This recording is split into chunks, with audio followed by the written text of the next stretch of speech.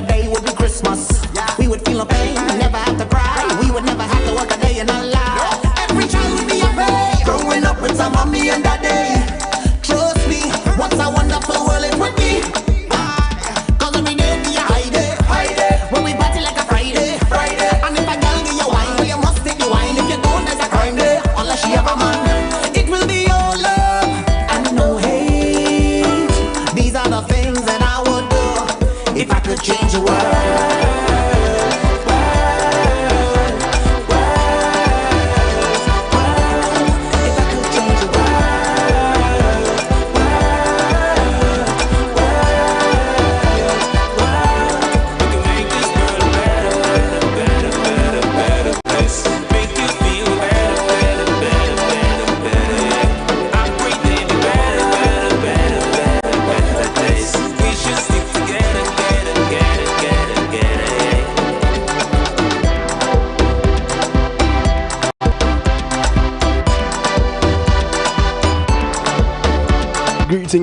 Greetings and salutations, one and all. Welcome to Healthy Love right here on the night shift to DJ Kevin Stew. How you doing? Are you up for changing the world? The sound of Ricardo Drew, working out to Drastic, and Lily. A track called Change the World, kicking us off tonight. I want to say thank you to each and everyone locking in. Glad you could join us. Those on TuneIn Radio on the night shift to DJ Kevin Stew, big up Stew here. Those hailing from across the pond on One Harmony Radio. Top of the morning to you guys over there in the UK. King Genius, Queen Genius, much love to you. I want to say big up to those out of New Jersey. Locked in with New Jersey's finest, the Motivator. On NIE Radio. Much love to you guys over there. We party like a Friday. Blessings to the New York Massive. Those hanging out on Island Worldwide, exhibiting the power of music. China Nicole, Gary, and the Jump Out production crew, much love to you. Out of Long Island, New York, Reggae Pulse Massive, DJ Atomic Force and crew, much love. I want to say blessings to those on the Foundation Radio Network, ClintonLindsay.com. Representing South Florida. Those on PEMGTV.com. Much respect. Those on Zeno FM. Massive on Clubhouse and those on Facebook Live. Welcome. Those on YouTube Live. How you doing? These are the things that and of course those who are locked in right here at the home of the night shift to DJ Kevin Stew, KevinStew.com. We're encouraged to have acceptance through enlightenment. So glad to have you. Couldn't do it without you, and you have my word, I wouldn't even try.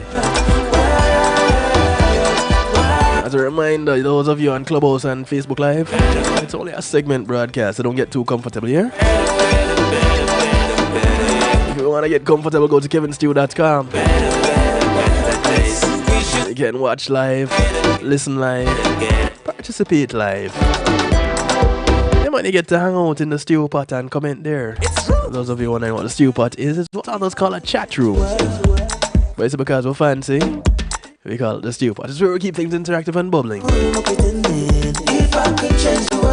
So let's go to KevinStew.com. You don't need to register, offer a firstborn, an internal organ, or a blood sacrifice. Just go to KevinStew.com.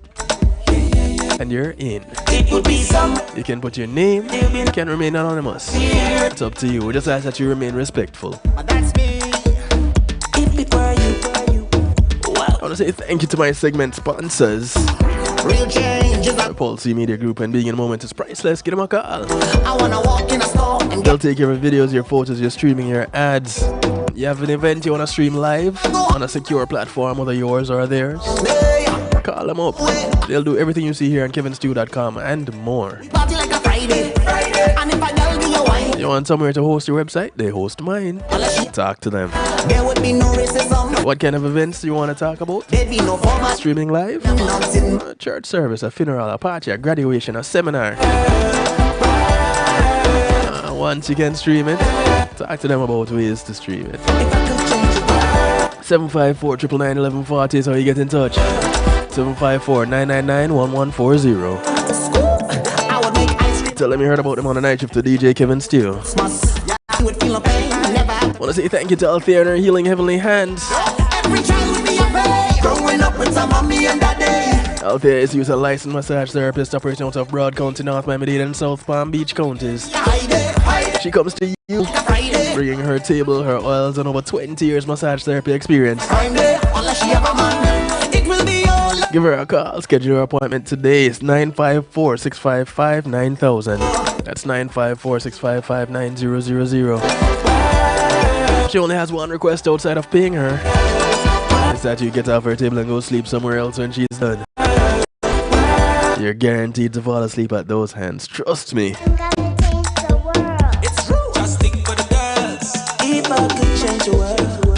Wanna say thank you to the Global Bass. Yep. It's a brand new face. The Global Bass has 30 years experience in the music industry and with public relations. They'll take care of your artist management and bookings. Plan your events. Take care of your productions. And the list goes on. You don't have to take my word for it. Just call them up and see what they can do for you. 954-804-8199. That's 954-804-8199. Or check them out on theglobalbase.com. That's DAGlobalbase.com. There would be no racism, hatred or suppression. There'd be no formality. Thank you to McNeil Trucking. My world, if I could change the world. With McNeil Trucking, your goods are in good hands. They're licensed and insured movers in the state of Florida. Veteran owned too. So you want to move from the Keys up to Jacksonville. Want to move from Naples over to Palm Beach. From Pompano to Pensacola. And any point in between. You want to put some things in storage. You don't have the manpower, you don't have the transportation. Don't worry, you have the name, you have the number. McNeil Trucking. 954-406-9740. That's 954-406-9740. These are the things that I would do if I could. Call them up and tell them you heard about them on kevinstew.com.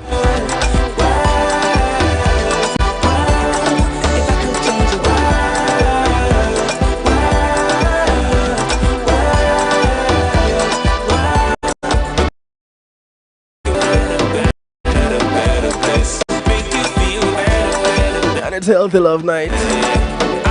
The phone lines are open. For those of you who don't know it yet.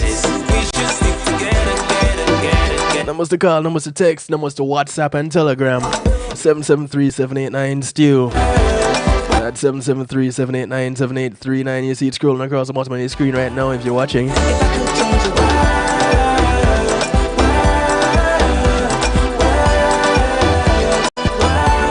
And tonight, we're gonna see how many of you have started off the year with this New Year's resolution to lose some weight. Your plan to do it, and if that plan is a workable plan. Guys, you know, sometimes we make these plans and they're not quite the ones that can do the work, you know.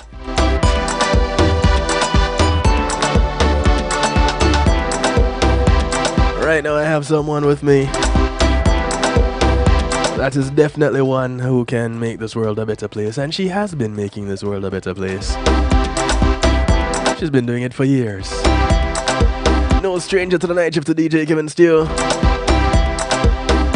In fact, I refer to her as our resident nurse.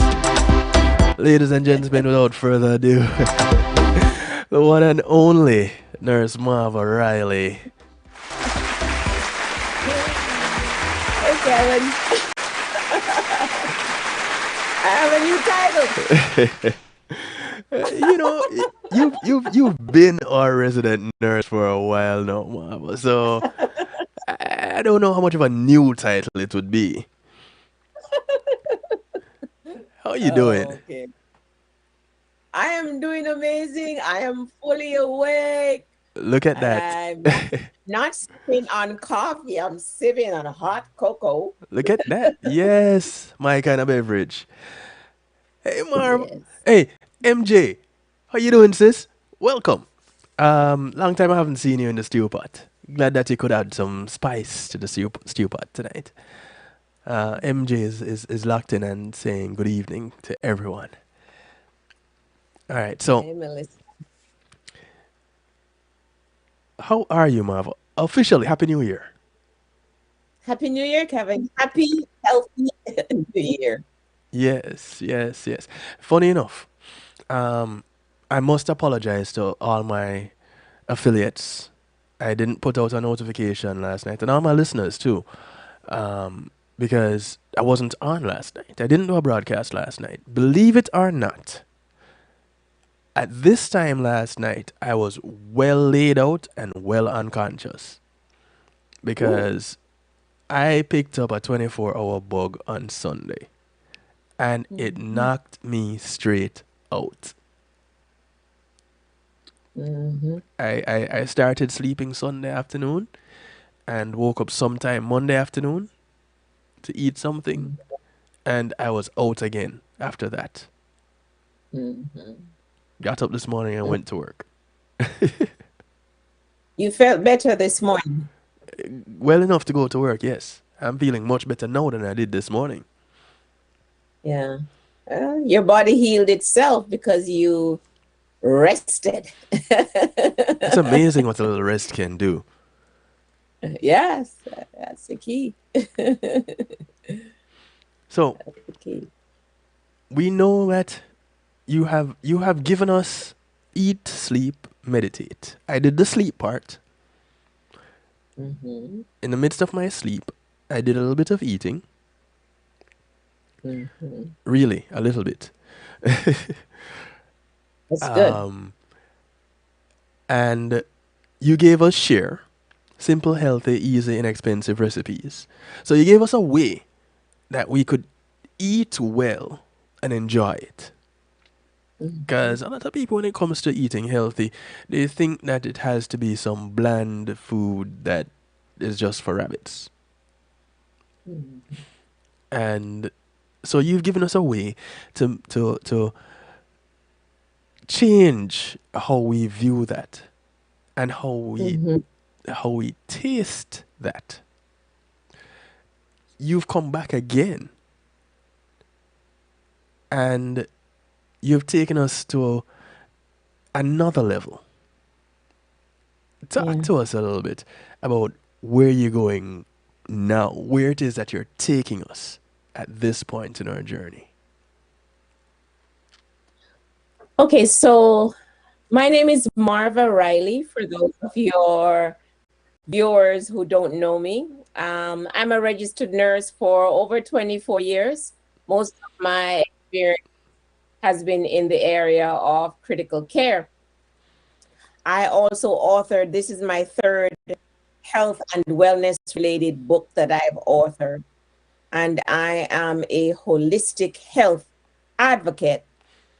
Now, this third book that I wrote is titled Lose Weight and Keep It Off for Good. And I felt inspired to write this book because there is an overweight and obesity crisis that's going on around the world, not just the United States. We live in the United States, so we see it. Mm-hmm.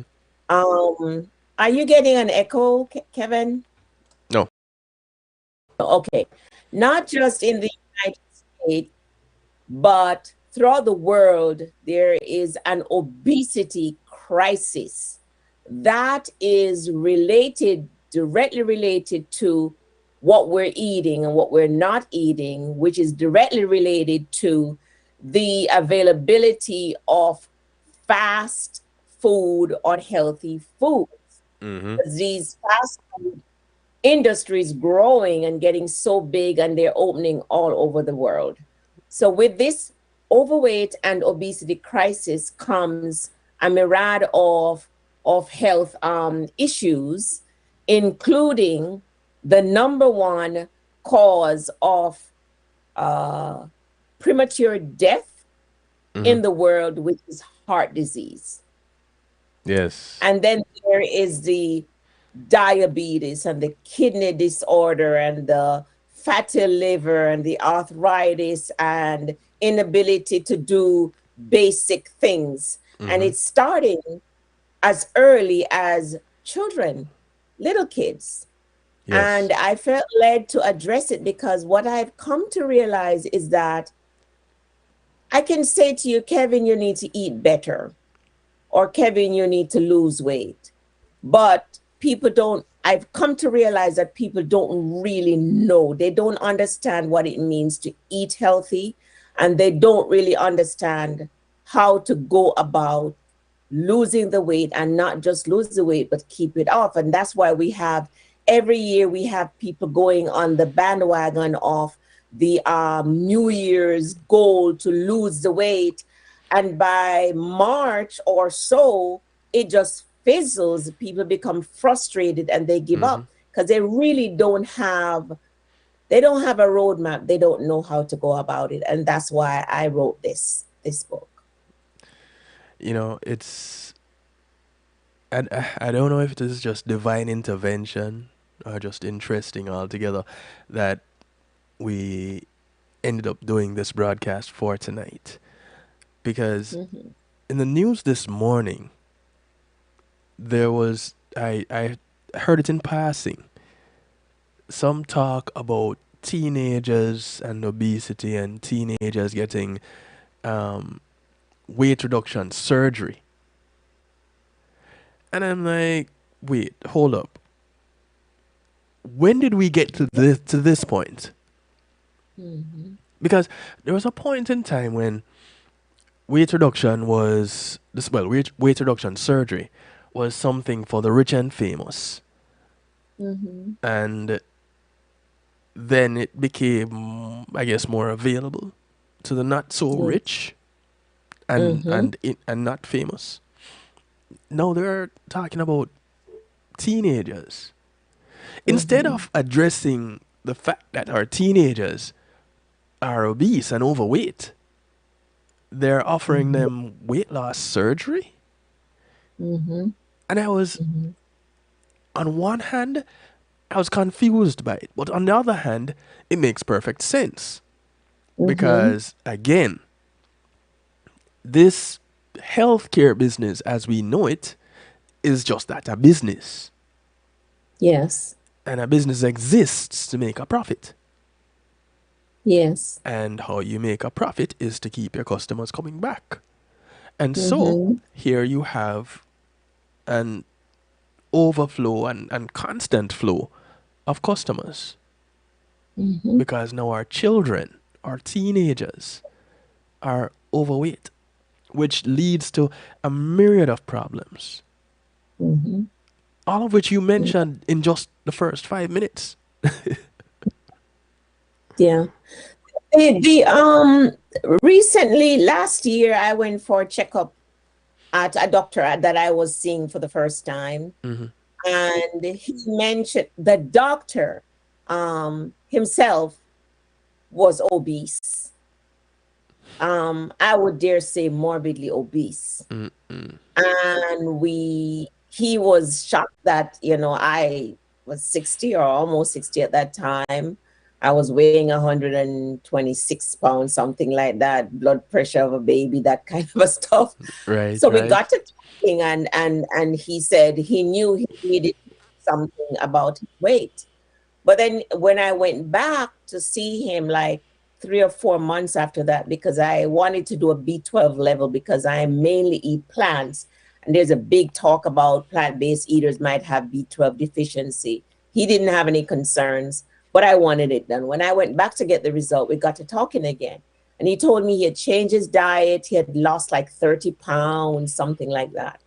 But he went on to tell me that he sees children, and that a lot of the kids that he sees in his office are obese or morbidly obese to the point where they can barely walk. They have heart disease, they have cholesterol problems, and they are diabetic. And he said to me, because of what the parents are feeding them, well, also because of what he's eating, right? Right. Because of what the parents are feeding them, and the kids are not physically active. They stay in the house and they play video games all day when they're not. And even when they're at school, they don't really have physical education for the children. And the Exactly. schools are feeding the children junk Yep. because my granddaughter, who is 3 years old, started going to preschool last year when she was 2.5. And the parents never fed her junk.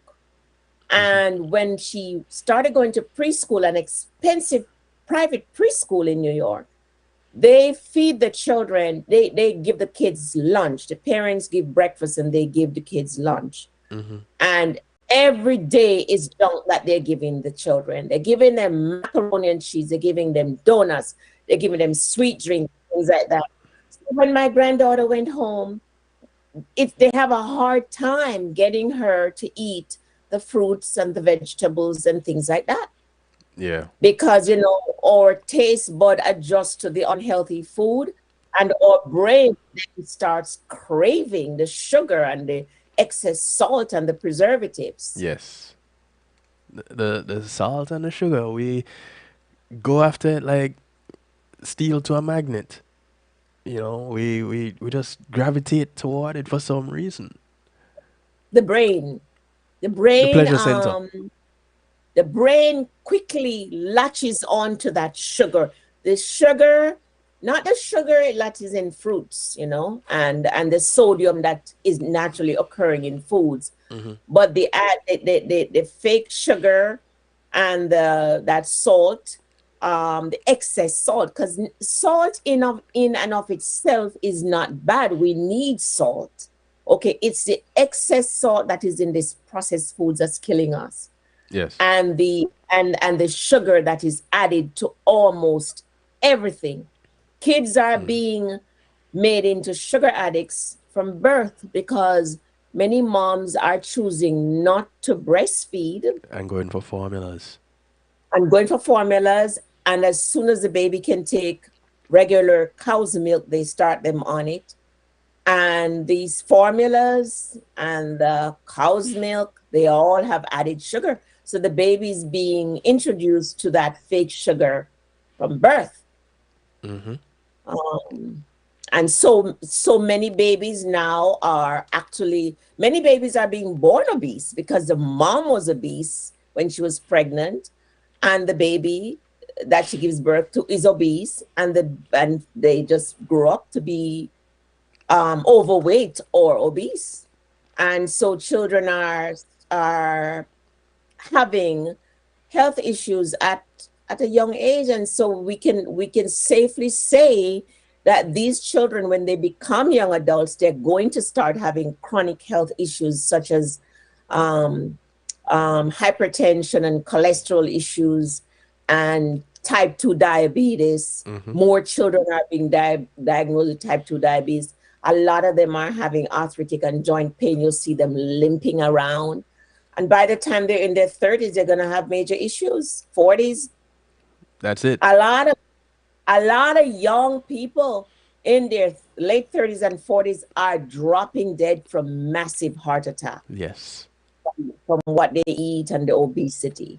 So that's why, Kevin, I felt I have a deep passion and a calling and a desire to bring awareness to this and to show everybody that it doesn't have to be that way. We were programmed to eat a particular way, and we undo that programming because our taste buds change Yeah. and our likes change. I mean, not too long ago, I could never have a cup of coffee without some Jamaican condensed milk. I have not had it in my house. I was addicted, but I haven't had it in my house now over a year. And now I don't miss it, but it took quite a while and a lot of willpower and strength to Yeah. kick that, because folks don't realize that the kind of addiction that we have, and most, maybe all of us or most of us, are food addicts. in one way or the other. So we're constantly fighting that addiction, just like someone that is on crack or cocaine or alcohol or cigarette. It's no different. We're constantly fighting it, constantly trying to get over it every single day. But it is said that it takes 21 days or so to kick a habit. Not necessarily, I'm sure it will take longer, but after 21 days or so, the craving is not so bad. And I also suggest that when we start learning to eat healthier and start unlearning the healthy way, that we take it slowly. If you suddenly stop eating all the cookies that you used to eat every day, you're going to have severe craving from withdrawals. So if you normally have 6 cookies, you could gradually go down to 5, then 4, then 3, then 2, then probably 1. Maybe the weaning process. Today. You go through the weaning process. Go through the weaning process. Yes. No, you don't have to stop cold turkey. Yeah. But as I talk about stopping cold turkey, those of you on Clubhouse and Facebook Live, this is where we're going to stop you cold turkey. Come on over to kevinstew.com for the remainder of the broadcast, because we're just getting started here. This is just the tip of the iceberg. Hey, cuz, how you doing? Come on over to the home site and get the rest of the broadcast. Inviting y'all to also call a friend and tell a friend. Friends of your friends, friends of your enemies, enemies of your friends, and your enemies too, because the information is good for everybody. And this is the type of information that you cannot even spend money for, because this is priceless. You could spend some money and get the 3 books that Marva has. So if you got the first 2 already, you definitely want to go get this one and add it to your catalog. Complete the trilogy. Get the 3 books. Yes. All right. I want to say big ups to those on YouTube Live. A couple of comments here. Pat says, let me see if I can get Pat's comments here. And Pat is always cooking up something and sharing her meals with us on the broadcast, and she comes on. Many green vegetables. Some yellow food vegetables are useful. Red bell peppers, green ones are healthy to eat. We grew up on fruits and vegetables in the Caribbean. A lot of young ones, their systems can't fight off various elements because they don't like solid foods. We need to get back to our natural grown foods. People live healthier. And Ames Lounge says, greetings. Inspired and boosted often by Mrs. Marva Riley through her videos and group on Facebook almost daily. Great books. Recently obtained her latest book. Awesome work and info. Applaud you. Yep. That is Marva, for real. Inspiring. Thank you so much. To the very end.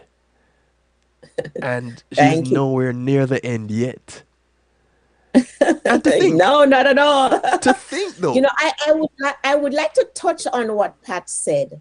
Yes. The thing is that we have to start feeding our children healthy foods the moment they're born. Mm-hmm. And moms need to feed their newborns breast milk. Yes. Because the breast milk has every possible nutrient that baby could need for the first year of their life. And all the immune boosters, everything that baby needs to thrive and to do well is in that breast milk. Now, it is only fair that baby is allowed that.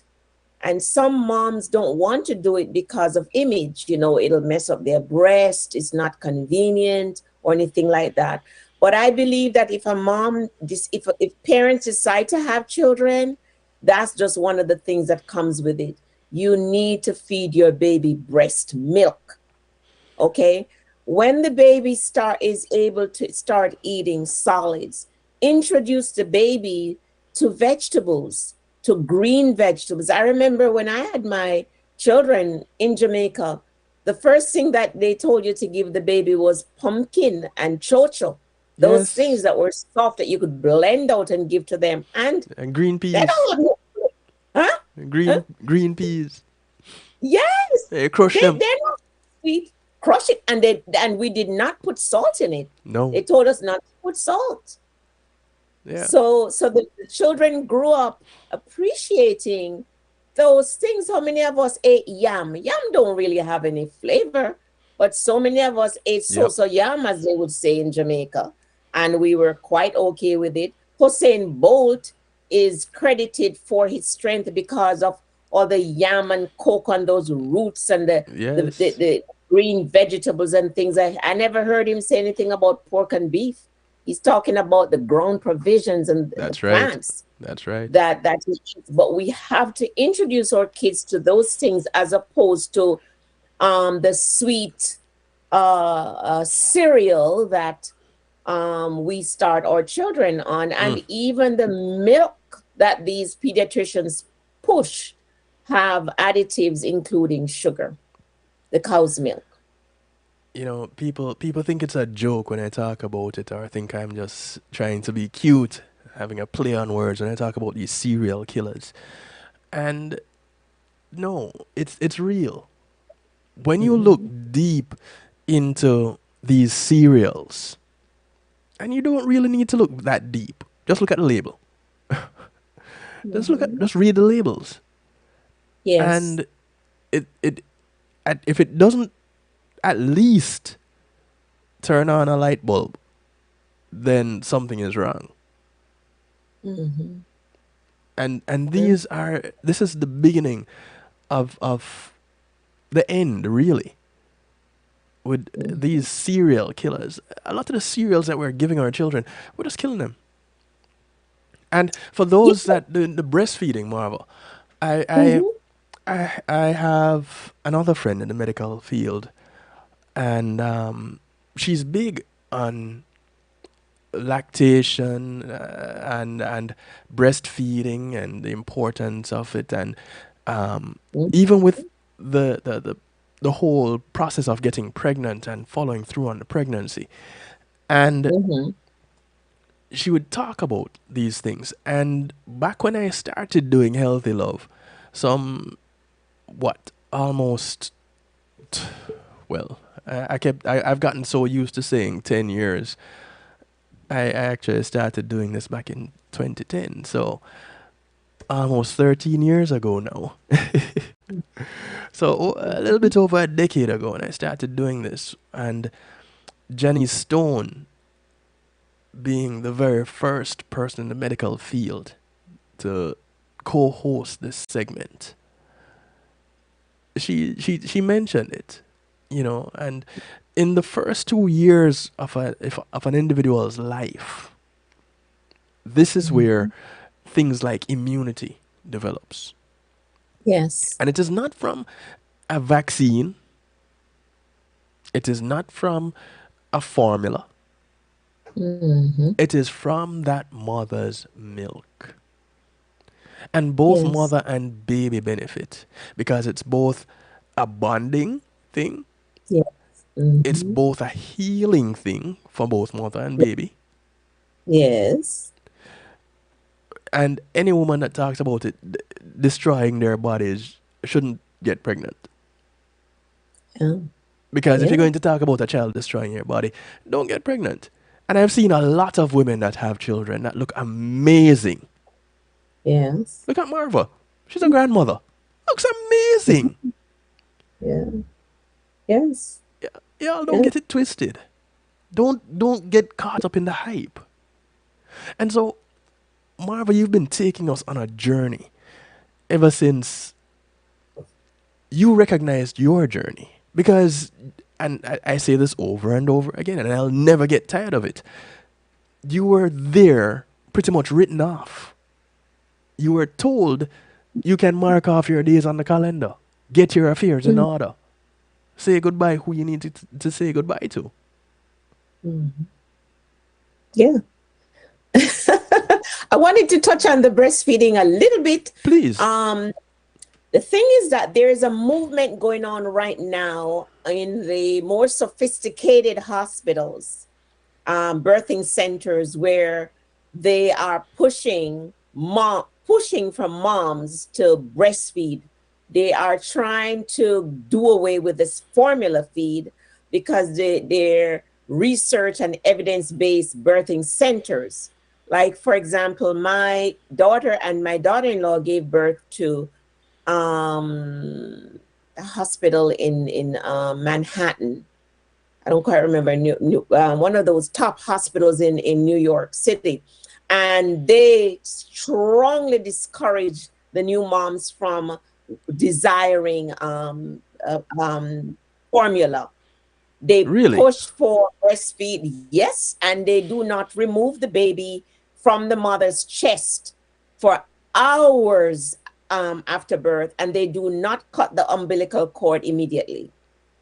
So they Nice. are going back to doing things the way our foreparents did things Yes. hundreds of years ago, where you Yes. took the baby, you rest the baby on the mother's chest, and the baby is there, and they bond, and then they put the baby on the breast immediately, and they do not want the moms to give formula. In fact, my first one was having some challenges with her blood sugar when she was born, and the option was to try formula or breast milk, and the mom's milk wasn't letting down yet. And they have other moms that donate breast milk, and they process it and clean it up, whatever, and they store it there just in case they need to give it to babies whose mom's milk does not let down immediately. But they strongly discourage it. They did not want my daughter to give, to desire or ask for the formula. So I'm very glad that we're going back to that. Regarding my health, at the age of 58. Wait, 1 second, Marva. Uh-huh. Uh-huh. Do you Go ahead. find it strange that it has to be one of these top hospitals and not your regular public hospital that is having this kind of a push, that is encouraging this kind of a drive? What I heard and what I read, trying to remember the name of the hospital. It's like the top hospital in Manhattan, and NYU Langone, which is like the top hospital in New York City. Maybe Melissa might know it. She lived in New York. And they are a teaching hospital, Yes. and they cater to people like upper, class Yes. people. And a lot of times those are the people that are into research. They're the ones that make demands of these facilities to make changes. So that could be the reason. The regular local public hospital that take indigents and the poorer people, they probably are not pressured, and the demand is not made to make changes, because a lot of times, unfortunately, the poorer folks don't do their due diligence by doing homework. It's almost like they're led to the slaughter like a lamb. They don't do homework. They don't make demands, that kind of thing. But the people that are a bit more educated, and this is factual now, when I worked in the hospital setting, all my 22 years of nursing or so, the people who demanded to know what the side effects of the drugs were the educated, middle class, and upper. Okay, they wanted to know what drug I was giving them, what was it for, and what were the side effects. Yes. If there was to be a medical procedure, they did not want me, the nurse, to explain it to them. They wanted the physician who was going to do the to come and sit with them, pull a chair out. You're not standing at the door. Pull a chair out, sit down, discuss it with me, tell me what the side effects are, what my alternative treatments are, and then I will sign. Those are usually the educated middle to upper class people. Now, the indigents and the so-called lower class people, what happened? The doctor calls and they say, I'm going to amputate Mrs. Brown's right leg. fill out the consent form, have her mark the X on the right leg, and have her sign the consent. He never meet with Mrs. Brown.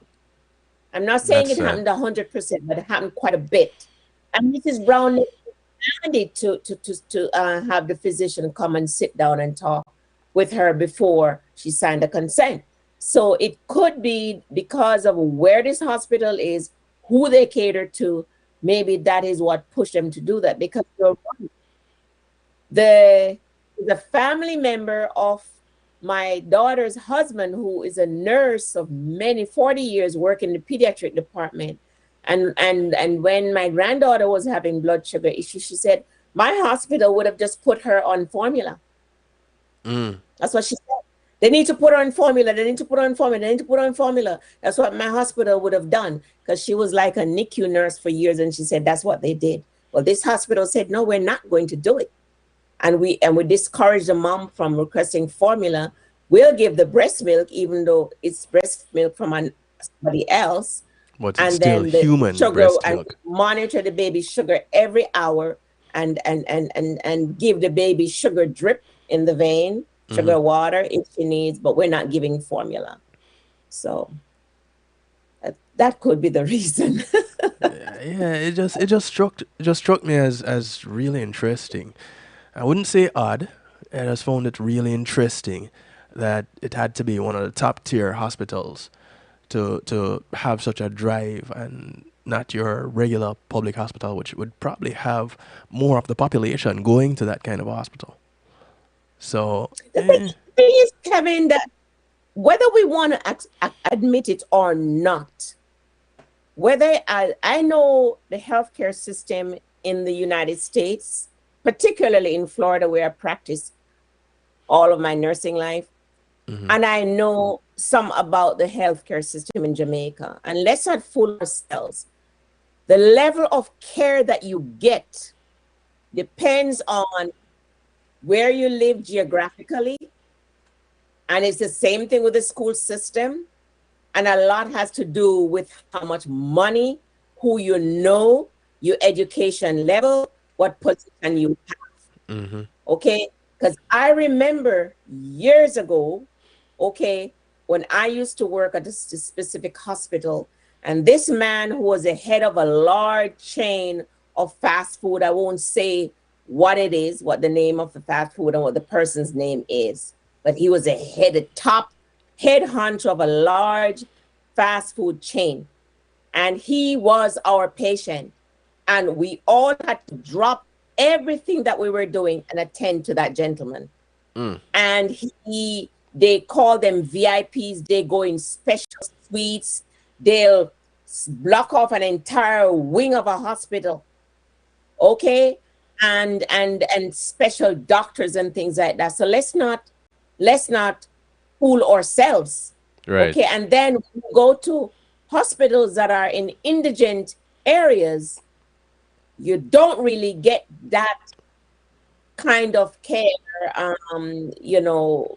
being given to indigents and to people that are of lower income. It just is what it is. In Jamaica, if you're very, very sick in Jamaica, you have to have the money to go to a private hospital to get the best care. Yeah. Crazy. That's just the way it is. So you're going to say something about your health. Well, I wanted to tell your viewers who have not yet heard my story that when I was 38 years old, I was diagnosed with a life-threatening heart disease called cardiomyopathy. And that left my heart so weak, it was pumping at 30 to 35% strength. That's called the ejection fraction. Normal is 55 and up. I was dizzy and lightheaded all the time, always felt sick, had absolutely no energy. Round about that time, I was having depression and anxiety problems. I was only sleeping 2 hours at night, severe insomnia, maddening migraine headaches and sinus infections recurrently. I had GERD, H. pylori, gastric reflux, irritable bowel syndrome, a lot of joint pain. I couldn't bend, I could hardly move. Okay? A lot of health issues. I was even depressed and I considered suicide because I was so sick. Mm-hmm. And what was offered to me was drugs. And because I was an ICU nurse, I saw what drugs did for people. Drugs is what I call a band-aid. It doesn't get to the root of the problem. Long and short of it is that I went to see a nurse practitioner diagnosed me, by the way. My own medical doctor told me that my illness was in my head and put me on antidepressant, which I did foolishly take for 2 weeks, and then I got rid of it. And then I was feeling so sick, and the nurse practitioner was the only one that was available, and I went and I saw her. I told her my heart was racing. She put me hooked me up to the EKG, and it showed that I was having what's called ventricular tachycardia, where my heart was quivering like that. Eventually, it would just stop. And she sent me to a cardiologist. The cardiologist ordered echocardiogram and all kind of tests, and that's when they found out that my heart was pumping at 30 to 35%. Very weak. He told me that I probably would not live unless I have a heart transplant. Heart transplants are virtually impossible to get. You can get liver, you can get kidney, because if one person dies in an accident, then you can divvy up the kidney. You can cut up liver into 4, 5, 6, 10 different parts and give to people, and it'll grow. But a heart transplant, it's hard to get any heart transplant. Long and short of it is that I have a coworker who said, you should go see an electrophysiologist, someone who specializes in the electrical activity of the heart. My cardiologist didn't tell me that. I called the electrophysiologist. I said, such and just told me. He said, if you're her friend, you can come in the morning at 8 o'clock and I'll see you. Because she worked for me. I went in and he said, you know, Marva, what you're having is not uncommon for women your age. I was 38. He said, really? It's not a heart fix. I'll go in, I'll fix it. They're treating you like it's a heart muscle problem. It's a heart electrical problem that led to the weakening of the heart muscle. Did the procedure, went back to see him 2 weeks after that, and he said, I want you to flush every drug you were taking. I want you to start eating healthy. I want you to walk for 30 minutes every day, prioritize your sleep, get rid of coffee, and reduce your stress level. I was so desperate to live, I took the doctor's orders literally, and I was able to heal myself of every single health issue. Now, am I going to tell you that the process was easy or it happened overnight? No. I tried to eat healthy. I didn't know what healthy eating meant. Looked like I had to do a lot of research. There were a lot of people online who talked about how they heal themselves from embracing a raw food diet. And I thought, raw food, what does that mean? Took a lot of research. But I can say that I was 38. I started healing. And the last 10, 12 years, I've been in excellent health, and I'm 60 right now. I'm doing things that I never dreamt I could do. I'm doing squats, I'm jogging. I have so much energy. I go all day. I don't have to take a nap. I feel good, and I look the best that I've ever been. And I've ever looked. And that's what I want to say to people. No matter where you are on your journey of life, no matter what ails you, no matter what's going on, if you are willing to do the work, if you're willing to do what it takes, if you have the discipline to stick with a protocol of unlearning the unhealthy way of eating and learning a healthier way, if you're willing to stick with the protocol of setting aside like 4 days a week to do some exercise and to prioritize sleep, you can reverse those health issues that plague you, the high blood pressure, the diabetes, the overweight, the obesity, the cholesterol, whatever it is. But you have to be willing to do the work, because I can preach and Kevin can enlighten you, but ultimately you have to do the work. And there are tons So of true. people that are willing to help you. Like I've written books, I'm on social media, and many doctors that have your interest at heart have all kind of podcasts and things that Kevin is always talking about health and wellness. He might not be a DR, but he knows a lot and he tries to enlighten and to teach people. There's a lot of information out there. Mm-hmm. And you've got to learn to take charge of your health. You cannot rely on doctors and nurses and hospitals and drugs and that kind of thing to take care of you. You've got to do your part. And when you do your part, your body is well able to heal itself. But you've got to give it the right tool. And you got to if you take care of your body will take care of you. You see, I think that's one of the big problems. We don't know how to really take care of our bodies. And Yes. and and so we keep running into these problems because yeah, we know we're supposed to be eating healthy, but eating healthy doesn't taste well. You know, Yes. it's it's it's not the tasty, sweet, flavorful thing to do. You know, nobody has a salad and talks about, oh, that was awesome, but it's all about how you prepare it, right? Yes. And so I think this is a part of the whole not knowing how to take care of self. Back when you were considered at your end, Hmm. what was your weight then? I wasn't obese, but I was overweight because there is an ideal range of weight that we should be carrying around called the BMI. Okay, Mm-hmm. it's the weight that we are based on our height.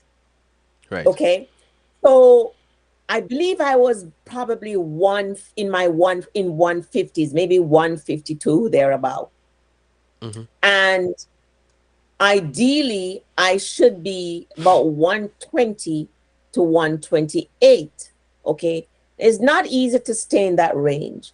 I was overweight, but I wasn't really considered obese. I think I was probably wearing a size 8 to 10 dress, which is probably average. But Right. sometimes average isn't good enough because now that I'm a size 4, I'm realizing this is really the size that I should be. Mm-hmm. This is the size it should be when I put something on. It sits on me well and I look good. Now I do know that everybody has different constitutions, so not everybody can be a size 4. Right. Okay, so somebody could be a size 6 and that's their ideal because even this BMI thing is not 100%. It'll give you a range because your BMI, your ideal BMI might not be correct because you have a lot of muscle mass, so you're heavier. You might have bigger bones. You have a bigger body type. It's not 100% science, Right. but a lot of times we do know when we have excess fat on us because we have the belly and things like that. And if you look around, in all honesty, a lot of people do not fall in overweight category. They're Right. very overweight and they're obese and morbidly obese. And those are the ones that in my opinion, that are at the highest risk. I mean, I go to the supermarket and I see people in scooters Yes. at Walmart. I mean, and I see See, young men people. walking around with bellies. Like today, I was listening to this fella giving a talk, and he said men are walking around with belly and they can't even see their member. Yep. Okay, that is dangerous. Women are walking around and the breast and the belly, there's no separation. They're like Yeah. one. That. That's Yeah. a problem because the size of our belly is usually indicative of our health overall. and usually and is a good indicator of our lifespan, because that visceral fat in the belly is causing the organs in there, the heart, the lungs, the liver, all of that to overwork. Mm-hmm. And folks don't realize that big belly usually means you have, oftentimes means you have fatty liver, and fatty liver can lead to liver cancer, for example. So overweight, trying to lose weight is not only about being able to fit in that 32 waist pants or that size 4 dress. Overweight and obesity are to be blamed for heart disease, which is the number one cause of premature death in the world, stroke, Mm-hmm. cause for cancers, breathing problems um, bronchitis and even emphysema and stuff like that. Or overweight and obesity causing digestive issues like GERD, gastric reflux, because as your belly is big, it pushes on things, and the gastric juice pushes up, Yes. and you regurgitate, and that reflux can lead to esophageal cancer. So trying to lose weight should not be a once a year thing and then you go back to eating the way you always ate after March. We should constantly be trying to maintain a certain weight, which is one reason why in my new book, Lose Weight and Keep It Off for Good, Understanding the Weight Loss Game, I suggest that folks weigh themselves regularly. For years, I was afraid of the scale because I would get discouraged if I gained a pound or so. But the last 2 years, the scale has become my friend because I realized that I can use the scale as a tool, as a measuring tool to help me stay on track. Because if I go out on the weekend and I eat something that I don't normally eat, it's very easy to gain a pound or two over the weekend. So Right. I gain a pound or two. Monday, I'll reset, refocus, restart, get back on track, and you can knock off that 1 pound or two the following week. So it's a good tool to help us to stay on track with our health and with our weight. So you're not saying do not enjoy the stuff that you normally enjoy.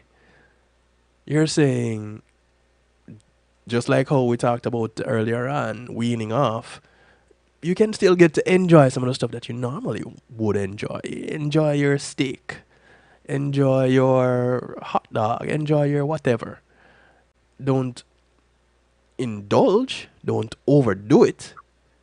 Have it Yes, as a treat, which is exactly. then a one off thing.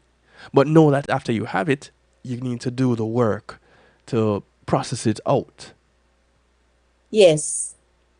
Yeah, you get back on track, which is another thing that um in my book, what it looks like, Lose Weight, There we Keep It go. Off for Good. I and even on social media, I call Monday reset, refocus, restart day. Mm-hmm. Because a lot of people are off on the weekend and you go out with your friends, or you might have party at home, or you go on dates and things like that. You might have a pizza, Some or alcohol, have get little in there. carbs, cake, whatever. Because you know what, if you deprive yourself of every single thing that you like to eat, what's life? Because a Right. great part of our culture is around food. You know what I mean? So if you indulge on the weekend, although even then you have to be a little bit careful how you indulge, because as we get older, it's so much easier to gain weight. So rather than eat a whole large pizza by yourself, you might want to have a slice or two. Yes. Or rather than have a quarter of a cake, you have a slice of cake, for example. Rather than have 6 beer, you might have two. You Right, know what I right. mean? But when you indulge on the weekend, you reset Monday, you get back on track with your healthy lifestyle. You didn't exercise on the weekend, Monday you get back on track. You reset, refocus, and restart. over and over again until that way becomes your normal way.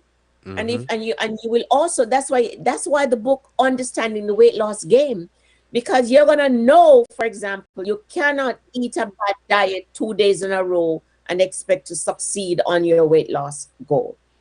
Just can't. You can't have half a pizza today, and then tomorrow you go have half a pizza, or a whole pizza today, and tomorrow you have a whole pizza again. You Mm-hmm. have your treat on Saturday, you go out on a date. Sunday you get back on track. You know, Friday you went out on a date. Saturday you get back on track. Understanding how it works, understanding your body. There's a rule of thumb that I saw on when I was doing my research for my last book, and it is said that if you eat healthily 80% of the times, and then the other 20% you throw in your beer, your wine, stuff like that, that more than likely you will succeed on your health journey. Mm. So it's just saying, you don't have to 100% deprive yourself, because if you do, it's likely you're not gonna stick with it. You're not gonna be successful, which reasons why these fad diets don't work, starving yourself, these shakes that people go on at the beginning of the year to lose weight. It does not work. It's not sustainable. It's not Yes. sustainable to drink Weight Watchers shake and to eat Weight Watchers food for the rest of your life. It's not sustainable for you to green juice all the time for the rest of your life. It's just not sustainable. But if you start making small changes in the way you eat, and you gradually increase that small change to bigger, bigger, bigger, Mm-hmm. until you get to 80% eating healthy and the other 20% you cheat, you probably will be okay, because you're not going to 100% deprive yourself of every single thing. But I Right. wanted to touch base that even though something is healthy, one has to also be careful about the quantity. For example, I I know in the Jamaican culture, the Caribbean culture and stuff, people tend to eat like a heavy breakfast. They'll eat the boiled banana, the yam, dumpling, cocoa, things like that for breakfast. Mm-hmm. And sometimes you go and you buy a breakfast, and on in that box or that plate, they'll serve you three, four fingers of banana, two dumplings, two pieces of yam, Mm-hmm. two pieces of breadfruit, and then they'll put a nice serving of kalaloo or a piece of fish with it. But then you're eating all of that carbohydrates. It's good carbs, but it's just too much, Yes. and you cannot burn off all that calories. If you eat 2,000 calories for the day, no matter what you do in terms of exercise, you're not gonna burn off that 2,000 calories. You just can't. True that. True that. We're talking about the food and the gut. Pat mentioned something here in the chat on YouTube live, and she talks about the gut microbiome. Something else that I had learned from Dr. J Love, Dr. Jenny Stone, and she said your gut health is an indicator of your overall health. You said it using the size of the gut is or your size of your belly is an indicator of how healthy you are. So whichever way you want to decorate it, whichever way you want to present it, that is how it that's what it boils down to. And so And Pat, I'm sorry, Kevin. yeah, go And ahead. Pat, the size of your gut and also your poop. Yes. Too Yes. many people are walking around constipated, Yes. and so many of them regularly take laxative just to poop. They cannot poop. And I remember a family member of mine years ago, their medical doctor who was practicing for like 20 years told them that it was normal for them to poop every 3 days. What? And no matter how much I tried to convince that person, they didn't believe me, because I'm not a medical doctor. And the medical doctor told them it's normal to poop every 3 days. Now, if you're eating three, four, five, 6 times a day, because most people do not eat 3 times a day. They eat 3 big meals and they eat multiple times in between. Too much eating, that's one of the problems that we have. We eat too much, leading to all these chronic health issues. Right. And people are constipated because they don't eat fiber and they don't drink water. Meat does not have fiber. Crackers does not have fiber. Okay? And people don't eat vegetables, they don't eat grains, they don't eat nuts, they don't eat fiber-rich foods, and they don't drink water, and they walk around with chronic constipation. I remember some years ago, my sister used to work with a company that sold supplements, like things to clean you out and shakes to help you to lose weight and stuff like that. I think it was called First Fitness. And one of the things that taught them was that the average person walks around with 30 pounds of poop in their gut. Yep. And so a lot of big bellies that you see walking around is because it's not just fat. It's putrid, rotting food sitting in their colon that they cannot pass out because they are chronically constipated. And people don't realize how serious constipation is. Chronic constipation can lead to irritable bowel. Okay? Leaky gut. Can lead to colon cancer. Chronic constipation. Years ago, I had a coworker whose daughter had a baby, and they sent her home from the hospital even though she had not had a bowel movement. She was young and she didn't know she was supposed to have a bowel movement within a certain time. I don't know if they didn't tell her or if they told her and she forgot. It had been 7 days since she had her baby and was home, and she couldn't poop. She did not poop, put it that way. Not that she couldn't poop, she didn't poop. But what happened is that her legs became numb, and eventually her legs became lifeless. She could not stand. This is a true story. It was my coworker. She could not stand. She couldn't move her legs, this new mom. So they took her to the hospital, and her belly was big and everything, and they kept questioning her, did you move your bowel? No. They did an ultrasound of her belly, and she was filled with poop. So they gave her enema and things that once that lady started pooping, the sensation and the movement returned to her legs. So it's very important that we move our bowel at least once per day. One recommendation I would give is when you get up in the morning, have a cup of warm water. First thing, before you have coffee, tea, or anything, have a cup of warm water. Make sure you have fruits every day. Like apple is great fiber, and so are the berries. Great fiber. And drink plenty of water and eat lots of vegetables, and you will poop every day. And that is normal. In fact, it is normal to poop the time you eat. If you eat breakfast, if you eat lunch, if you eat dinner, you should be pooping, getting rid of the waste. Yes. After each of your meal. But at minimum, you should be pooping at least once a day. So here's a question as it relates to stool and your bowel movements. What if it is too solid? And Ames Lounge is saying a family member is encountering that, and a doctor recommended Miralax. She said continue this Miralax until stool is softer. They use prunes and raisins.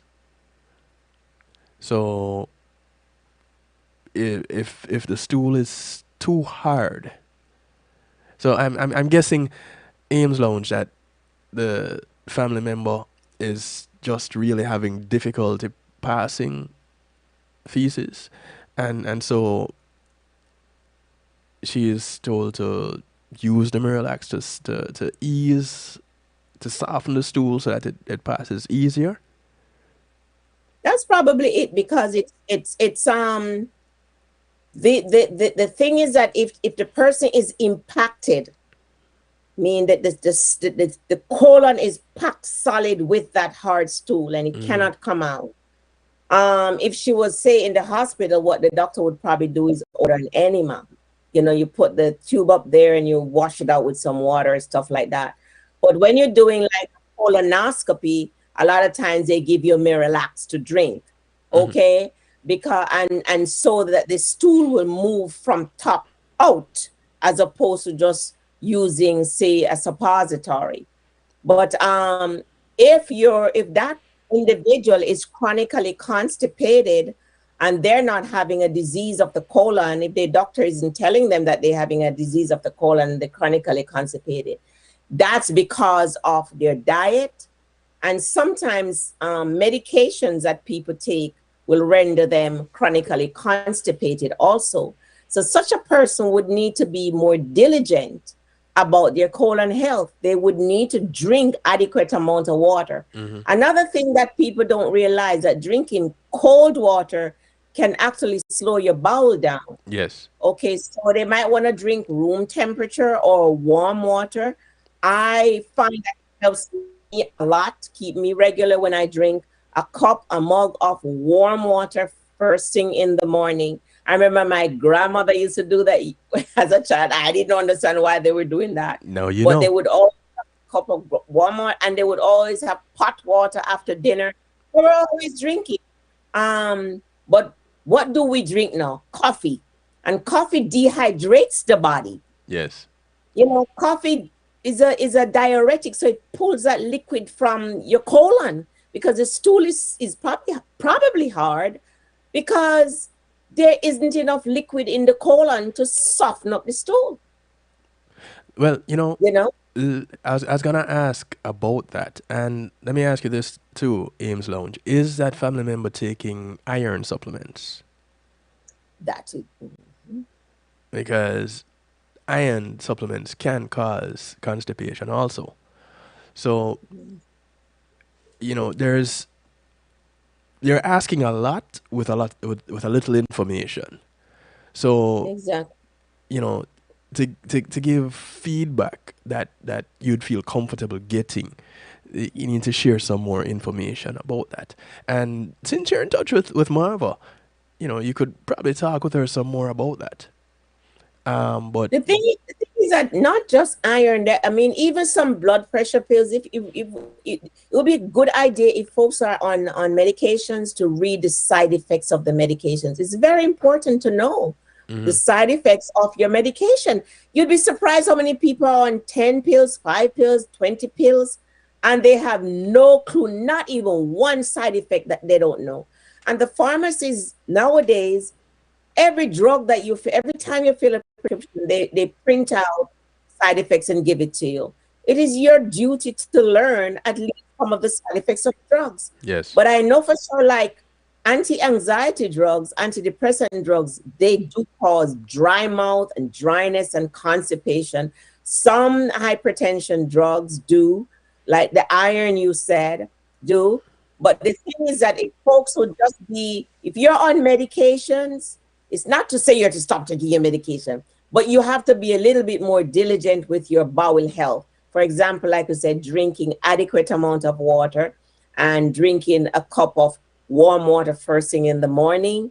You know, try to get rid of drinking the cold water. Eat fiber-rich foods like yes. like apple. I don't know who could be constipated if you eat an apple a day. You know the saying, an Yep. apple a day keeps the doctor away? It literally means that. Yep. If you eat an apple, apple is loaded with fiber, vitamins, antioxidants. So are the berries. Banana can be a little bit constipating. You got to be careful with banana. It can bind you up, a ripe banana, and constipate you. But the other fruits But are you do need the so potassium rich. that it offers. Say it again. You do need the potassium that it offers. Well, you know what? You get potassium from so many other fruits and vegetables. You don't need banana. Banana is not the number one fruit for potassium. Do your homework. The thing is that Del Monte and Chiquita and those companies, they make sure that they condition us to believe that we need to eat bananas to get our potassium. But potassium is in vegetables and fruits. Okay, in potassium, broccoli and kale and collard greens and those, they have a lot of potassium. Okay, and the other fruits, the citrus and things like that. You don't need banana for that. But a lot of times it's what we're eating. Exercise is very good for the bowel because as you walk, gravity allows the stool to move down into the colon. I tell you, when I used to work in the hospital on the surgical floor and the patients wouldn't pass gas or wouldn't move their bowel, those surgeons were like marshals.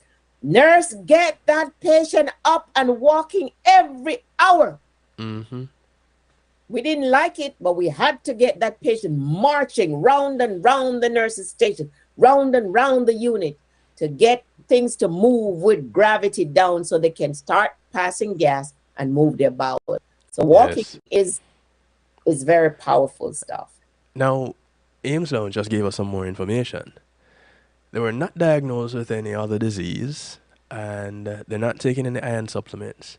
This is a 9-year-old working on getting down a big tummy with exercise and enemas, etc. She may need to get her walking. She may need to do more walking. Indeed. But yeah, that changes things.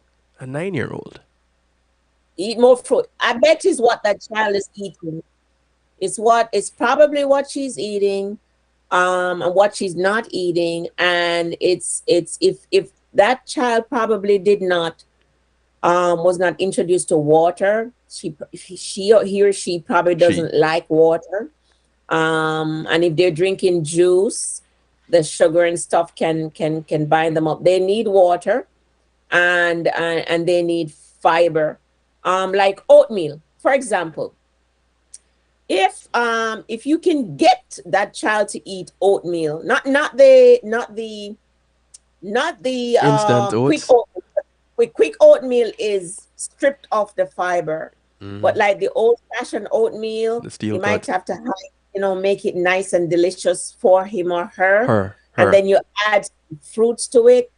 I don't see how that person could be constipated, because when you eat oatmeal, especially if you add a little flax seed and chia and hemp seed, you grind it up and you put that in.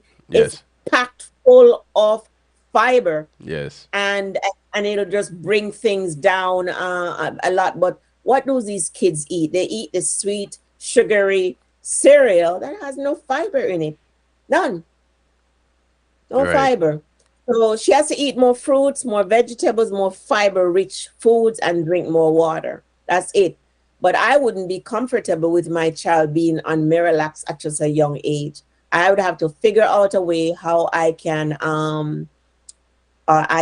start incorporating healthier foods so that he or she can have regular bowel movements. When I used to work in the nursing home, they used to have us give the elderly who are prone to constipation, because they don't drink much water themselves. They would have us warm the prune juice, or the warm prunes, and have them consume it first thing in the morning before they eat anything.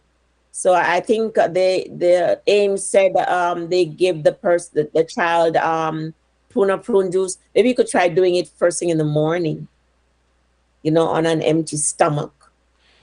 Oh, so apparently it's not a matter of the stool not coming down. It's just that it's hard. And apparently generally it's fiber. Fiber and water. I mean, I'm not a doctor, but just my common sense tells me that he or she probably is not eating enough fiber, not enough fruits. When my daughter, I have a young friend who is always complaining about constipation, and every time that person goes to the islands and eats pineapple and papaya and go to the island with all them tropical fruits, never have any issues with hard stool or constipation. But as soon as they return to the United States and starts eating the way they normally eat in the United States, and they start having constipation issues, is what we eat. So like pineapple, rich in fiber, papaya, apple, the berries, very rich in, oh my God, grapes, rich in fiber. I don't see how that person could have hard stool if they're eating lots of fruits and drinking plenty of water. He says she loves fruits and veggies. So I guess Water, it's pretty much to kind of step up on the fiber thing.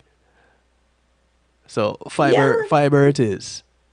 He's fiber it is, and water. See if you know if water.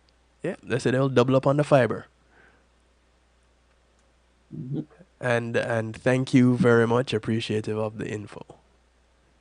Yes, You're nuts welcome, are Ian's good too. Lounge. Nuts are great fiber. Nuts. Yes. Yeah. Hopefully she doesn't have any nut allergies. But Yes, because some yeah, nut allergies. Yes. especially since nowadays a lot more of our children are having nut allergies. In And the United States. yes, But you know what? I think one of the reasons, I think that's just my theory, is that the nuts that are being served are very contaminated.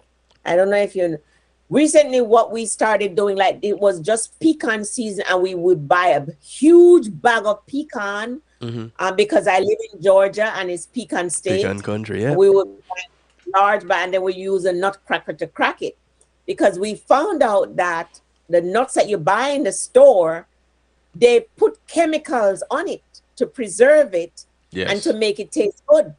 Yes. Yes. So that might be what the children are reacting to. And it's the same contaminated nut that they're using to make the nut butter. Right. Good night, Pat. Yeah. You take care of yourself now. Thank you for your sharing and thank you for your input also. Catch you up with you Thank you, tomorrow. Pat. And Pat was saying too that NYU is one of the top hospitals in the country, one of the top 10 in the country. As a New Yes. Yorker herself, she would know. Yes. Yes. Yes. Yeah. Mm-hmm. Mm-hmm. So, Marva, for the people that are now in awe of one, your journey, and two, your knowledge, based on both your work history and your life, and what you have gone through in both, and where you are currently as a result of it. Having learned of the first two books, having heard me constantly refer to them, and now hear me make reference to the new book, and you are here presenting some information from the new book, how can people get their hands on it? Oh, on them. Yeah, because I want to once they show get to one, they'll get to them all. So this is where we started. this book. Yes, this is how it started. Eat, sleep, meditate. Whew, a Yep. nurse's guide to health. And then a year after, uh, okay, I'm gonna start again. This was my first book. Eat, Sleep, Meditate, A Nurse's Guide to Health Mm-hmm. by Marva Riley.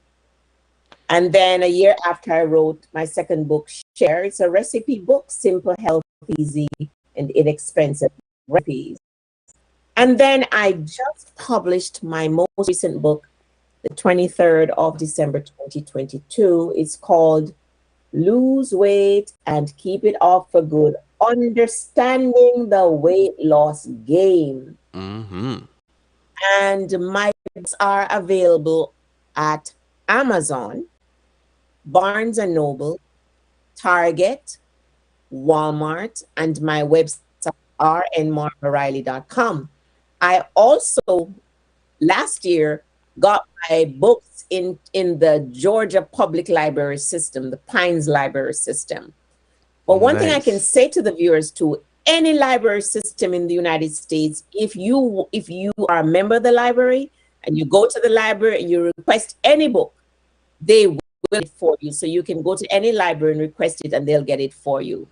My books are also in the Jamaica Public Library System. When I was there last year, I donated my books to a few of the public libraries in Jamaica. Nice. The ebook is $4.99 for each of these books. $4.99 for the ebook and $9.99 for the paperback. I'm telling you, viewers, that these books are well worth the price. They're cheap, they're inexpensive, but they're packed full of great knowledge and information that I share with you to help you to get healthy and stay healthy, to get fit and stay fit, and to lose the weight once and for all and keep it off for good. No more yo-yo dieting. Mm-hmm. Well, you know, you're a prime example. You lived it, and you are a living example of it because you've been doing it, and you also have a social media presence. Your Facebook group. Go ahead and remind us about that, please. Okay, so I'm on all. My name is Marva Riley, Riley, and I'm on all major social media platform. I'm on YouTube, so you can subscribe to my YouTube channel, Marva Riley. I'm on Instagram, Facebook, TikTok, Twitter, and LinkedIn. And 2 years ago, I started a health and wellness support group, a Facebook health and wellness support group called The Doctor in You. And you can send me a request to join. I'll be happy to join you. We are a bunch of folks who inspire and support each other. We share recipes. We encourage you to exercise. We share all kinds of tips and suggestions and ideas and share our journey so that we can help to inspire and encourage and motivate each other to become and remain the healthiest version of ourselves.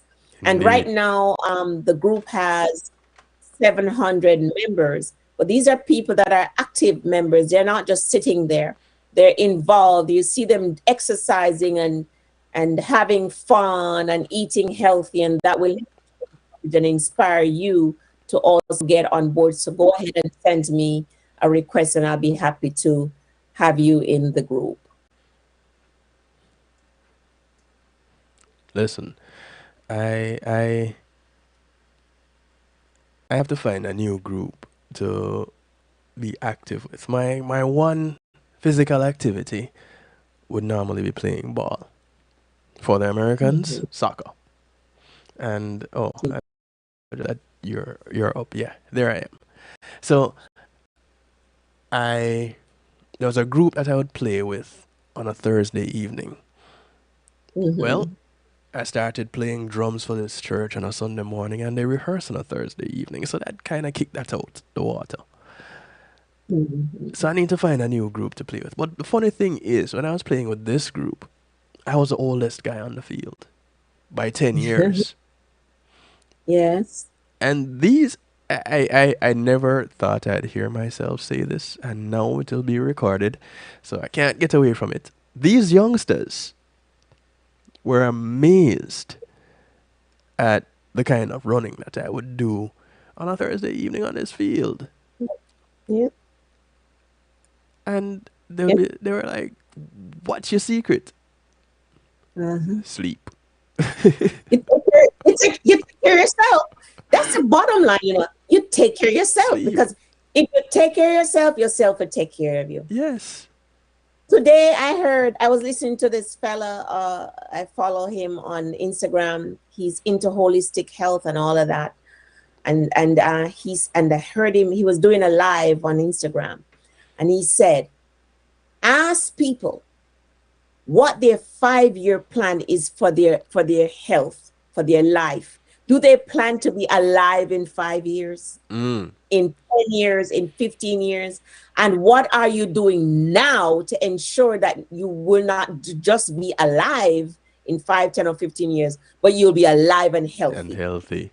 Yes. What you do now will decide. I mean, nothing is 100%. There's no guarantee you I could get hit by a car, but failing that, what I do now will determine what condition I'll be in 5, 10, 15 years.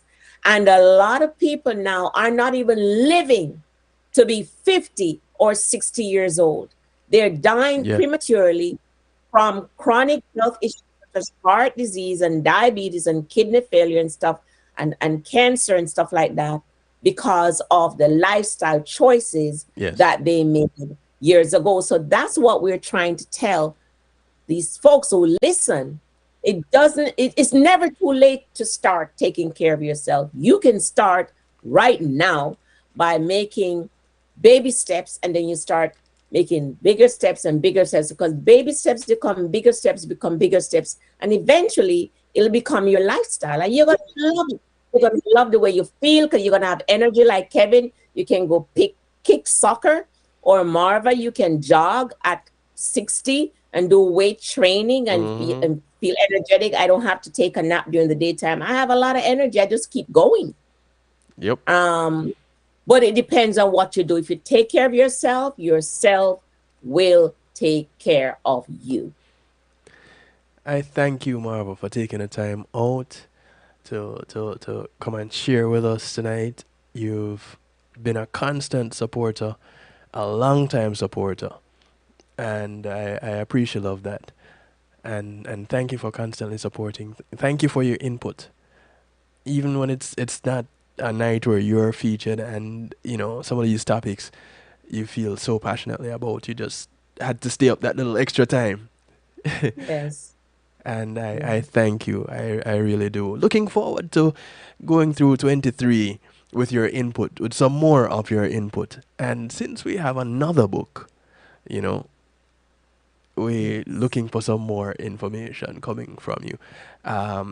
Ames Lounge, thank you very much for sharing with us. Have a good night. Take care of yourself. Ames Lounge says, we'll continue to follow this author,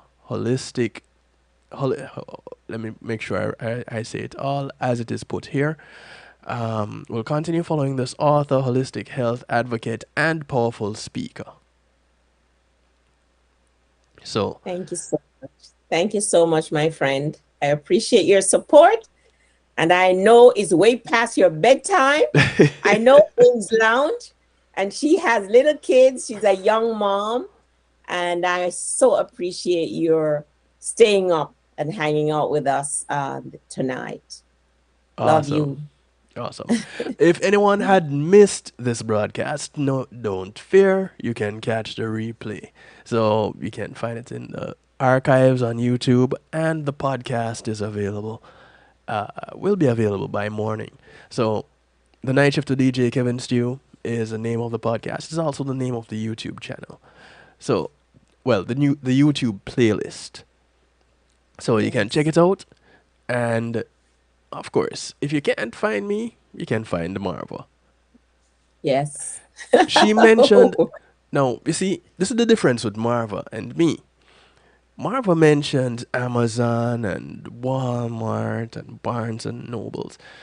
Listen, I need y'all to shut her website down. Go to rnmarvariley.com and get the book from there. Don't go to Amazon, don't go to Walmart, don't go to Barnes. No, go to RN Marva Riley. And when your friends ask you where you got it, tell them rnmarvariley.com. Thank you so much. And I have a lot of information on my website. I also put out a free monthly health and wellness newsletter that they can sign up for on my website. So yeah, and it's a beautiful website. You're gonna love it when you visit. Right. So you see, reasons to go to the website. Forget about Amazon and Walmart and all them other places. Go to rnmarvariley.com. Y'all remember where I said it to go, right? Cool. All right. Marva, thank you much. Take care. Thanks for having me. Love you brother. always. Love you. Thank you for having me. All right. We're going to get off into some musical therapy and close out this Healthy Love Night right about now. Oh yeah.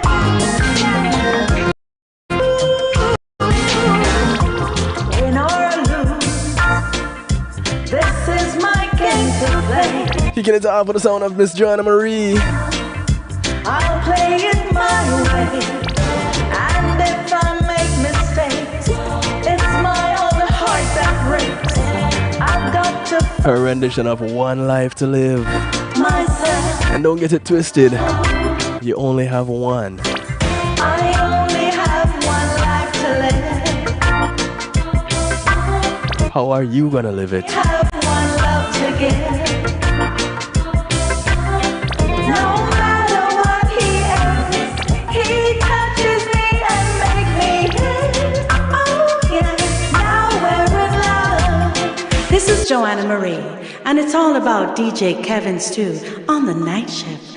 You feel for some stew? Check out Kevin Stew. Oh yeah. Thank you much, Mrs. Robinson. This is my game to play. Right or wrong, I'll play it my way. And if I make mistakes, it's my own heart that breaks. I've got to find my way of life, myself alone. I only have one life to live. I only have one love to give. No matter what he is, he touches me and makes me his. Oh yeah, now we're in love. I only have one life to live. I'm gonna live.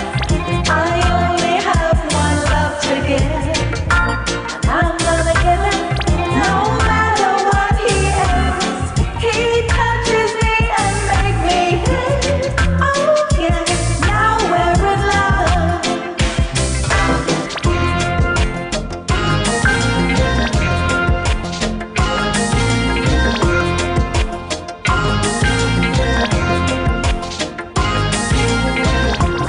I don't know what changes time may bring, but right now, today's the important thing.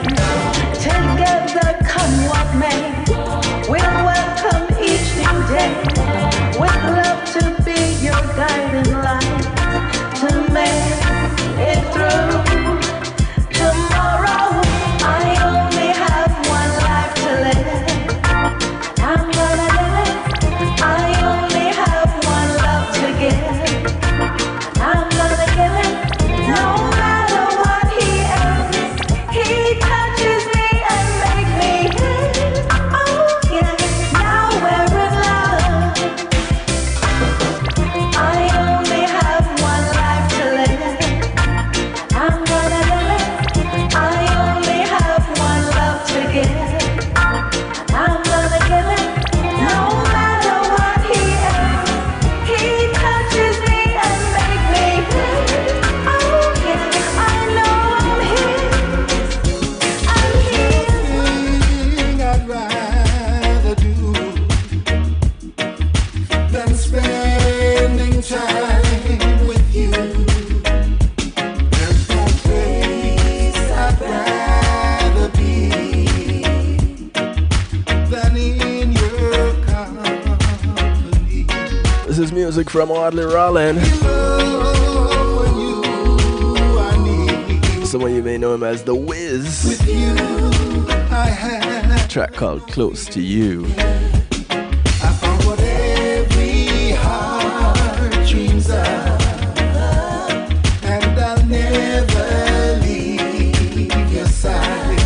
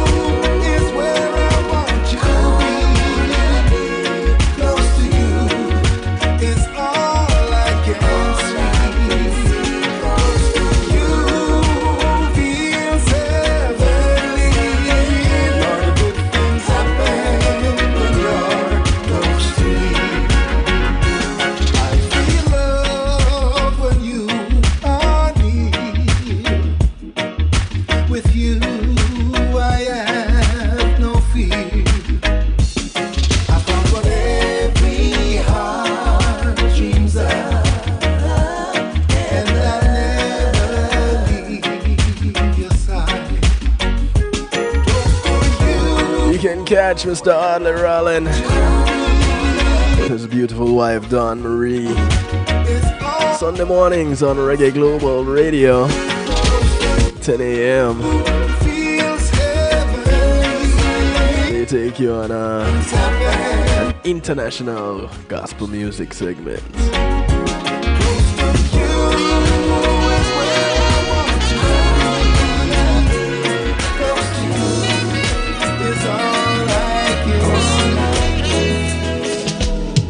Last night I had a crazy dream. This is music from Marty Dread. It was granted just for me. His rendition of One More Day. I didn't ask for money or a mansion in Malibu. I simply wished for one more. He had Sly and Robbie and Errol Brown contributing on this one.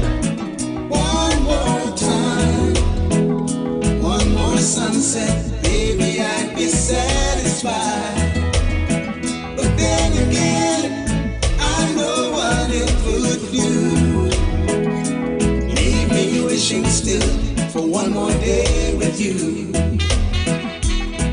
First thing I do is pray for time to crawl. Unplug the telephone, turn the TV off. I'd hold you every second, say a million I love yous. That's what I do with one more day with you. One more day, one more time, one more sunset, baby, I'd be satisfied. But then again, I know what it would do. Leave me wishing still for one more day with you.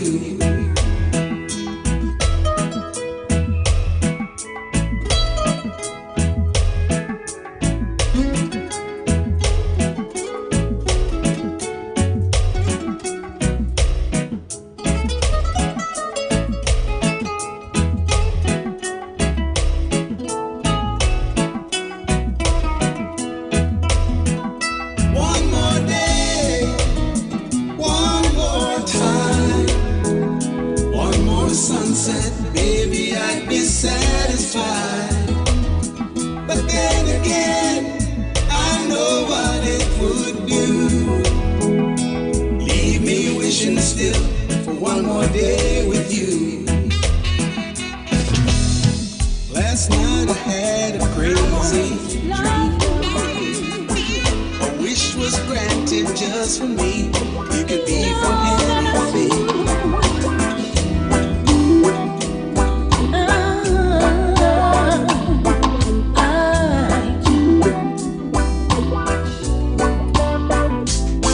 I gave you life, you brought me joy. This is the sound of Empress Unique. You ever know Track called I'll Always Love You. for you, I'll sacrifice to guide and provide, give you a better life. In my heart forever, I'll never let you go. Never let you go. I'll never let you go. Never let you go. In my heart forever, I'll never let you go. Never let you go. I'll never let you go. Never let you go. You know that I do. Yeah. I'll always love you. You know that I do. Yeah. I'll always love you. All that I can now will do for you. The rest of your journey is up to you. Whatever you have to face as you go on, my love will be a shelter from the storm. In my heart forever, I'll never let you go. Never let you go. I'll never let you go. Never let you go. In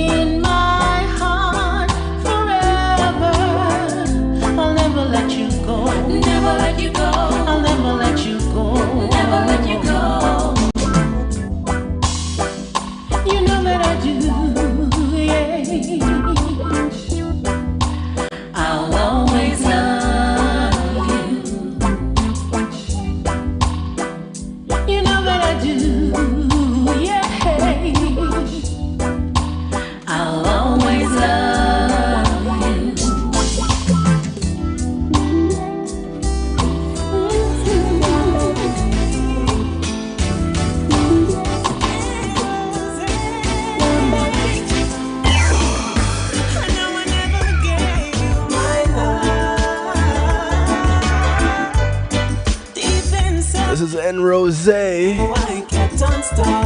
Track called All the Love.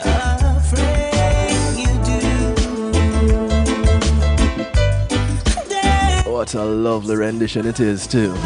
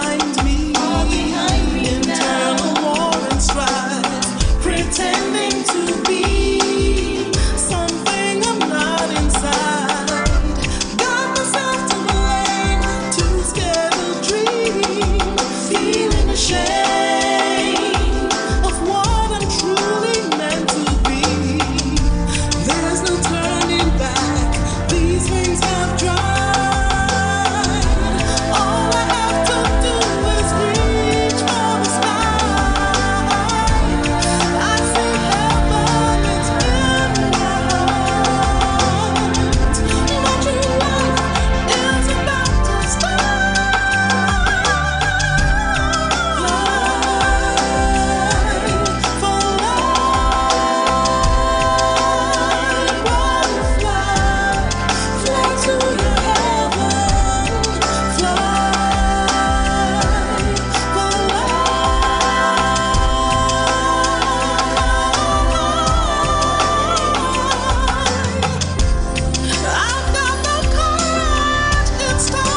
This is where we close things off for tonight.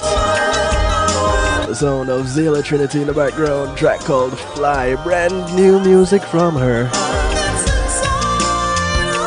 This becomes available on Friday, the 13th.